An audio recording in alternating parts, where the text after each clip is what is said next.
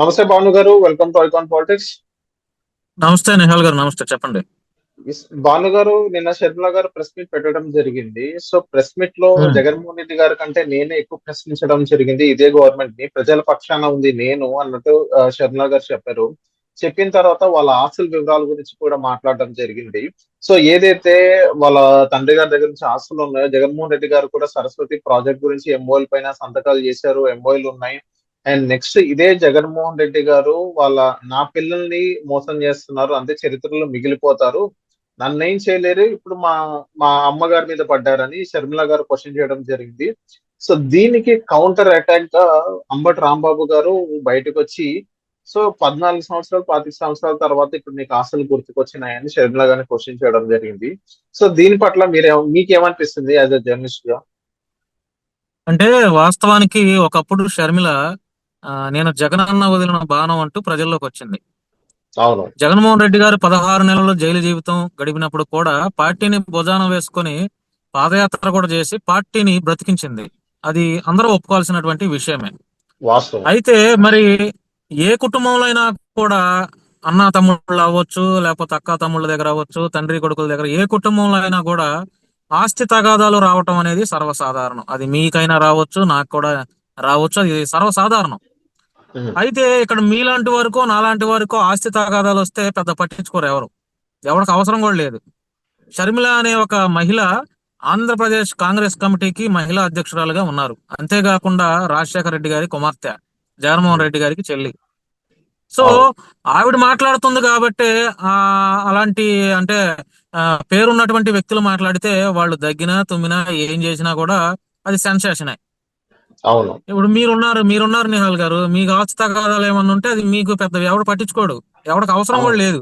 ఇప్పుడు నేను అవును. నా ఇంట్లో ఉన్న ఆస్తి తగాదాలు ఉంటే అది నా ఇంట్లో వరకు కానీ రాష్ట్రానికి ఏం పెద్ద ఉపయోగం లేదు. అదే వాళ్ళు అవును. ఏంటంటే సో కాల్డ్ పర్సన్స్ గా ఉన్నారు కాబట్టి జగన్మోహన్ రెడ్డి గారైనా ఇప్పుడు షర్మిల గారైనా, సో ఈ రెండు తెలుగు రాష్ట్రాల ప్రజల్లో అదొక న్యూస్ గా మారుతుంది అనమాట. ఓకే. ఇకపోతే ఆ షర్మిల కొంత ఇంటర్నల్ గా ఆ జగన్మోహన్ రెడ్డి గారికి షర్మిల గారికి మధ్య ఏదో ఇంటర్నల్ వార్ జరుగుతుందని చెప్పి అందరూ గత కొంతకాలం కిందట అందరూ మాట్లాడుకున్నారు. షర్మిల గారు కూడా ఎక్కడ బహిరంగంగా చెప్పలేదు వాళ్ళిద్దరి అవును. మధ్య ఏదో ఇంటర్నల్ గా తగాదాలు ఉన్నాయి. అందుకే అన్న మీద కోపంతో తెలంగాణలోకి వెళ్ళిపోయి పార్టీ పెట్టేసింది. తెలంగాణలో పార్టీ పెట్టింది, ఇక్కడ ఏమీ చేయలేక. సరే అక్కడ అయిపోయిన తర్వాత కూడా మళ్ళీ కాంగ్రెస్ పార్టీలో ఆవిడ ఆ కలిసిపోయింది, ఆ పార్టీని తీసేసింది. ఇప్పుడు కాంగ్రెస్ పార్టీ మహిళా అధ్యక్షులుగా ఉన్నారు. ఏపీలో కూడా ఆవిడ చేసే వైఖరి పట్ల కాంగ్రెస్ పార్టీకి సంబంధించినటువంటి చాలాగా శంకర్ పద్మశ్రీ గారు అవ్వచ్చు, ఇంకా కొంతమంది కాంగ్రెస్ పార్టీ సీనియర్ లీడర్స్ ఆవిడ వ్యతిరేకిస్తున్నారు. పార్టీ అవును. ఫండ్ తీసేసుకున్నారని చెప్పి ఇలా. సరే ఇదంతా పక్కన పెట్టేస్తే ఆస్తుల మధ్య తగాదాలు జరుగుతున్నాయి అనేది బహిరంగంగానే వైసీపీ తరపున వైసీపీ నాయకులు అంబటి రాంబాబు అవ్వచ్చు, ఇంకా వైవి సుబ్బారెడ్డి గారు అవ్వచ్చు, ఇంకా చాలా మంది స్పందించారు. అవును. మరోపక్క విజయమ్మ కూడా బహిరంగ లేఖలు రాశారు, అవి మనం చూసాం. షర్మిల గారు కూడా కోర్టులో కేసులు వేశారు. ఆ కేసులు వేసిన దానికి జగన్మోహన్ రెడ్డి గారు కూడా కోర్టులో రిప్లై ఇచ్చి తల్లిని చెల్లిని కోర్టుకు లాగాడని చెప్పి ఈ రకంగా చాలా మంది విమర్శలు అయితే చేశారు. సో అవును. వైసీపీ వారు విమర్శలు చేస్తున్నట్టుగా, వైసీపీ వారు ఆరోపిస్తున్నట్టుగా షర్మిల తెలుగుదేశం పార్టీ మా చంద్రబాబు నాయుడు గారి కనుసన్నల్లో నడుస్తూ జగన్మోహన్ రెడ్డి గారిని విమర్శలు చేస్తుంది అనేది ఒక బలంగా వినపడేటటువంటి వాదన. మరి అవును. చంద్రబాబు నాయుడు గారి కనుసన్నల్లో షర్మిల నడుస్తుంది అనేది ఎంతవరకు నిజమో కాదో మనకైతే తెలియదు. కానీ వారికి ఉన్నటువంటి ఆస్తి తగాదాల నేపథ్యంలో, వారికి ఉన్నటువంటి ఆస్తి తగాదాల భేదాభిప్రాయంలో ఒకరికొకరు ఎంతకాలంగా విడిపోయారు. షర్మిల కొడుకు పెళ్లిలో కూడా జగన్మోహన్ రెడ్డి గారు ఏదో అట్లా వచ్చారు, షర్మిలకి ఆయనకు మధ్య మాటలు లేవు సరిగ్గా. ప్రస్తుతం వాళ్ళిద్దరి మధ్య అయితే గొడవలు అయితే చాలా తీవ్ర స్థాయిలో జరుగుతున్నాయి. మరి ఇది ఎంతవరకు దారి తీస్తాయో తెలియదు కానీ ఏమో ఓకే. రాబోయే రోజుల్లో కూడా ఈ అన్న చెల్లెలు ఇద్దరు కలవచ్చు, ఇది తప్పలేదు కదా. ఆబ్వియస్లీ. అవును, రాజకీయాల్లో కలుస్తారు, హండ్రెడ్ రాజకీయ పర్సెంట్ కలుస్తారు. రాజకీయాల్లో శాశ్వత మిత్రులు శాశ్వత శత్రువులు ఉండరు. ఈ రోజు తిట్టుకున్న వాళ్ళు రేపు అంతెందుకు, ఉదాహరణకు తీర్మార్ మల్లన్న గారు కేటీఆర్ ని బీభత్సంగా తిట్టారు, కేసీఆర్ గారిని అవును. బీభత్సంగా తిట్టారు. ప్రజా సమస్యల కోసం మొన్నెల్లి కేటీఆర్ గారిని ఒక పిటిషన్ ఇవ్వాల, ఒక మెమోరాండం ఇవ్వాల, అవును. అంతే. వీళ్ళు ఇన్ని విమర్శలు చేసుకుంటున్నారు, రేపొద్దున అన్నా చెల్లెలు ఇద్దరు కలిస్తే మళ్ళీ అదొక కొత్త టాపిక్ అవుతుంది, అందరికి అదొక వింతగా కూడా కనపడుతుంది. సో అవును. వాళ్ళిద్దరి మధ్య ఉన్నటువంటి ఆస్తి తగాదాలు పబ్లిక్ లోకి వచ్చాయి కాబట్టి పబ్లిక్ అంతా మాట్లాడుతున్నారు. మరి చంద్రబాబు గారే వెనకుండా ఆడిస్తున్నారు అనడంలో మరి నాకైతే అది ఎంతవరకు వాస్తవం అనేది నాకైతే క్లారిటీ లేదు. కానీ వైసీపీ వాళ్ళైతే గట్టిగానే ఆరోపణ చేస్తున్నారు, షర్మిలకి అంటే ఇక్కడ భాను కౌంటర్లు గారు, ఇక్కడ ఇస్తున్నారు. చిన్న క్వశ్చన్ భాను గారు, ఏదైతే అన్నా చెల్లెల మధ్య గొడవ ఏదైతే షర్మిల గారు ప్రెస్ కి చెప్పారు, దాని తర్వాత దానికి కౌంటర్ అటాక్ గా జగన్మోహన్ రెడ్డి గారు చెప్పాలి కానీ, సో ఇలాంటి వైసీపీ ఇప్పుడు నిన్న షర్మిల గారు కూడా వైవి సుబ్బారెడ్డి ఇది మన విజయసాయి రెడ్డి వాళ్ళు వచ్చి బయటికి చెప్తారు తప్ప అసలు వాళ్ళు బయటకు చెప్పరు. అలాగే నిన్న అంబటి రాంబాబు గారు చెప్పడం జరిగింది. సో జగన్మోహన్ రెడ్డి గారు దానికి స్పందించాలి కానీ ఇప్పుడు వీళ్ళందరూ స్పందించి దీనికి ఈ చర్చకు దేనికి దారి తీయాలని. అంటే పైనుంచి ఆదేశాలు లేకపోతే అంబటి రాంబాబు గారు స్పందించరుగా. ఓకే, అంటే పైనుంచి ఆదేశాలు వస్తాయా లేకపోతే అనుకోవచ్చు పార్టీ నుంచి ఏమైనా అనుకోవచ్చు ఆదేశాలు వస్తాయా? పైనుండి పైనుండి ఆదేశాలు వస్తే మీరు స్పందించండి అని చెప్పుండొచ్చు, లేదంటే చెప్పుండకపోవచ్చు, చెప్పొచ్చు చెప్పలేకపోవచ్చు. ఓకే. వారు పార్టీ అధినాయకుడి మీద విమర్శలు చేస్తుంటే ఒక మాజీ మంత్రిగా ఉన్నటువంటి అంబటి రాంబాబు ఇంకా చాలా మంది స్పందిస్తున్నారు, అంటే కార్యకర్తలు కూడా స్పందిస్తున్నారు రాజకీయంగా కదా. విమర్శ అయితే మనం తీసుకోవచ్చులే కానీ ఇది పర్సనల్, అది కూడా వాళ్ళ సొంత ఆస్తి వివరాల గురించి కదా. సో వాళ్ళిద్దరు ఉమ్. ఎంఓఏ అయినప్పుడు కానీ అంబటి రాంబాబు గాని వీళ్ళందరూ ఎవరు లేదు. ఇప్పుడు ఎంఓఏ సంబంధించిన అంబటి రాంబాబు గారు చెప్పిన విధానంలో రాజకీయంగా ఏదైతే చంద్రబాబు నాయుడు గారు స్క్రిప్ట్ ఇస్తున్నారు నువ్వు చదువుతానంటే అది ఒక రాజకీయంగా పరంగా ఓకే.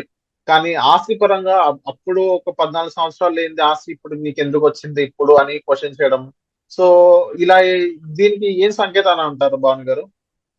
అంటే పైనుంచి ఆదేశాలు వచ్చుండొచ్చండి, లేదంటే స్పాంటనియస్ గా ఓకే. కూడా మా పార్టీ అధినాయకుడిని అది ఎంత ఆస్తి తగాదాలైనా కూడా జగన్మోహన్ ఓకే. రెడ్డి గారి కింద వీళ్ళందరూ పనిచేస్తున్నారు కాబట్టి స్పాంటనియస్ గా కూడా స్పందించవచ్చు. ఓకే. లేదంటే పైనుంచి ఆదేశాలు కూడా ఇచ్చుండొచ్చు, మనం అయితే తెలియదు కదా. మనం దానికి కన్ఫర్మేషన్ చేయడానికి అవకాశం లేదు కానీ ఏమో ఓకే. పైనుంచి ఆదేశాలు ఇచ్చుండొచ్చు, లేదంటే వీరంతరకు వీరు సొంతంగా మా పార్టీ అధినాయకుడి మీద విమర్శలు చేస్తున్నట్టుగా కూడా వాళ్ళు స్పందించవచ్చండి. ఇంకోటి షర్మిల గారు వక్ఫ్ బోర్డ్ మీద కూడా స్పందించడం జరిగింది. వక్ఫ్ బోర్డు ఏదైతే జగన్మోహన్ రెడ్డి గారు ముస్లిం కి సానుకూలం అని చెప్పిన జగన్మోహన్ రెడ్డి గారు వాళ్ళకే రాజ్యసభలో 7 ఓట్లు అటేపు వేయడం జరిగిందని షర్మిల గారు కూడా విమర్శించడం జరిగింది. సో దీని పట్ల రాజకీయ పరంగా మనం చూసుకున్నట్లయితే జగన్మోహన్ రెడ్డి గారు ఎటేపు ఉన్నారన్నారు? బీజేపీ వైపే ఉన్నారా? అంటే ఇప్పుడు చాలా మంది కూడా ఇప్పుడు బీజేపీతో కొంచెం సంబంధాలు ఉన్నాయని కూడా అంటున్నారు అంటున్నారు కేంద్రం లెవెల్లో కూడా కొంతమంది బీజేపీ పెద్దలు జగన్మోహన్ రెడ్డి గారి యొక్క యాక్టివిటీస్ ఎలా ఉన్నాయి ఎప్పటికప్పుడు అప్డేట్స్ తీసుకునే పనిలో వాళ్ళు ఉన్నారు. రాబోయే ఓకే. రోజుల్లో మరలా జగన్మోహన్ రెడ్డి గారిని బీజేపీ వాళ్ళే మళ్ళీ ఆలింగనం చేసుకుని మరలా వాళ్ళతో పొత్తు పెట్టుకున్నా కూడా ఆశ్చర్యపోవసరలా. ఓకే. సో ఈ వక్ బోర్డు విషయానికి వస్తే చాలా మంది వక్ బోర్డు భూముల్ని అంటే వేస్టేజ్ అంటే ఎట్లా ఉందంటే కబ్జాలు చేసేస్తున్నారు కొంతమంది రాజకీయ నాయకులు అండతో. వక్ బోర్డు బోర్డులు ముస్లింలకు చెందాల్సినటువంటి వక్ బోర్డు బోర్డులు భూముల్ని రాజకీయాల్లో ఎవరెవరైతే ఉన్నటువంటి కొంతమంది సోకాల్డ్ ముస్లింస్ ఉంటారో వాళ్ళు రాజకీయ నాయకుల అండదండలతో ముస్లింలకు చెందాల్సిన ముస్లిం దర్గాలకు చెందాల్సినటువంటి వక్ బోర్డు భూముల్ని వాళ్ళంతా కబ్జాలు చేసేస్తున్నారండి. ఇది ఫస్ట్ ఓకే. ఇది ఎందుకంటే ఆ, రాజకీయ నాయకులు కూడా ఇట్లాంటి భూములు వక్ బోర్డు భూములు కబ్జా చేయడం అనేది కరెక్ట్ కాదు. మరి ఇక ఓకే. జగన్మోహన్ రెడ్డి గారు దీనిపైన ఎట్లా స్పందిస్తారు అనేది ఇక మనకి తెలియాలండి ఇంకా. Okay. So thank you Bhanu గారు, మా పాలిటిక్స్ వచ్చినందుకు. రైట్, థ్యాంక్ యూ నేహల్ గారు.